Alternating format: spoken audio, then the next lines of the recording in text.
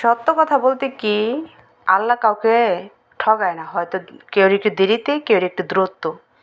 আমার ১০ বছর শেষ, ১১ বছরই প্রবাস লাইফ।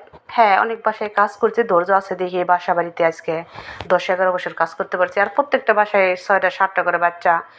আলহামদুলিল্লাহ ধৈর্য শিখে গেছি প্রবাস আসার পরে। তো এই বাসায় ২ বছর ৩ মাস ধরে আসছি। এই বাসায় যতটা মানে স্বাধীনতা, মার্কেটে যাই কিংবা কোনো কিছু খাইতে মন চাইলে ম্যাডাম আইনা দেয়। আবার মার্কেটে গেলে কিন্তু আমার ম্যাডাম একটু পর পর আমার ফোন দেয়। অবশ্যই একা যায় না, সাথে কেউ যায়, কাজের মানুষ, ড্রাইভার।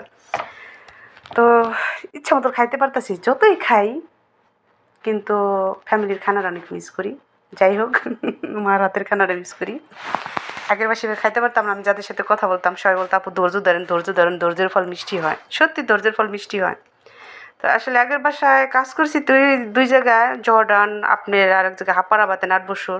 কিন্তু স্বাধীনতা মতো কিছু খাইতে পাইনি। তো আজকে আমি মাছ রান্না করবো, দেখতে তো পারছি।